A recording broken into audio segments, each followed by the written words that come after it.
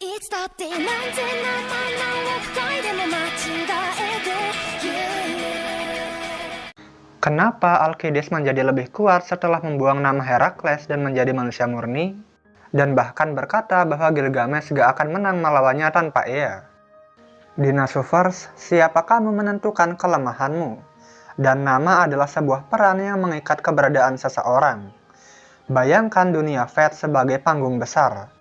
Di panggung itu sudah ada slot karakter yang akan diperankan, seperti slot Raja Pahlawan, Pendekar Pedang, atau pembunuh yang melampaui teknik manusia. Slot ini ada dulu, baru kemudian dunia mencari siapa yang paling cocok untuk mengisi peran ini. Misalnya, ada slot peran untuk pendekar pedang bernama Sasaki Kojiro. Karena tak ada manusia asli yang cocok untuk peran itu, maka dipilihlah pria fiksi ini sebagai kandidat yang paling mendekati. Sedangkan bagi Alkides, nama Herakles berarti ia masih terikat pada Dewi Hera yang merupakan sumber segala penderitaannya. Terikat pada 12 penebusan dosa yang gak ngotak, terikat sebagai bagian dari Divine Spirit. Padahal orang yang ia benci yaitu Hera adalah bagian dari salah satu dewa. Selama nama Herakles masih melekat, maka Alkides adalah pahlawan yang tunduk pada para dewa, terutama Dewi Hera. Karena sejak awal, pemberian nama Herakles atau kemuliaan Hera adalah untuk menenangkan amarah Dewi Hera yang menganggap bahwa anak haram Zeus harus menderita. Jadi sejak awal, Herakles sudah memendam kebencian terhadap para dewa, dan yang harus dilakukan Basdilot adalah membuat Herakles mau menerima kebenciannya. Makanya dia nyuruh Herakles untuk mengingat semua orang yang pernah ia temui. Tentu saja itu akan bikin Herakles ingat perlakuan buruk yang pernah ia dapatkan semasa hidup. Awalnya Herakles gak mau nurut karena dia masih punya hati nurani dan gak mau ninggalin moralnya. Tapi karena Basdilot ingin punya servan yang rela ngelakuin apapun demi mencapai tujuan, maka yang diperlukan bukan pahlawan baik, melainkan seorang pembenci yang siap meratakan dunia. 3 command spell yang ia gunakan adalah untuk mastiin Herakles kemakan sisi gelapnya. Kemudian lumpur cawan akan menjadi pemicu akhir yang memperkuat sisi gelap itu. Dan saat sisi gelap udah dominan, maka terjadilah perubahan ke bentuk alter dan semi-avenger. Dengan perubahan itu, semua batasan moral dan konseptual sudah hilang darinya. Berkebalikan dengan Herakles, Alkides gak akan ragu ngebunuh orang, bukan alat para dewa, dan mencapai puncak potensi manusia.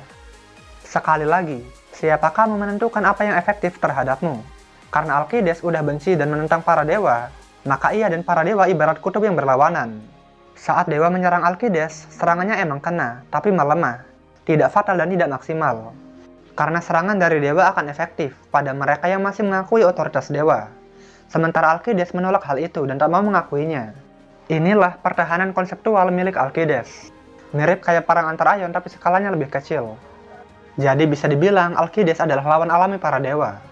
Ini pun mirip kayak tubuh batasan surgawi milik Roji dan Maki. Walaupun mereka gak punya energi kutukan sama sekali, tapi bisa ngalahin banyak penyihir Jujutsu. Alkides pun tak punya darah dewa lagi setelah ngebuang itu semua, tapi bisa menjadi ancaman bagi para dewa. Karena balik lagi, serangan dari sistem hanya efektif pada mereka yang bermain dalam sistem. Sementara Toji, Maki, dan Alkides adalah bug, error, atau anomali. Tapi kekuatan besar ini ada efek sampingnya.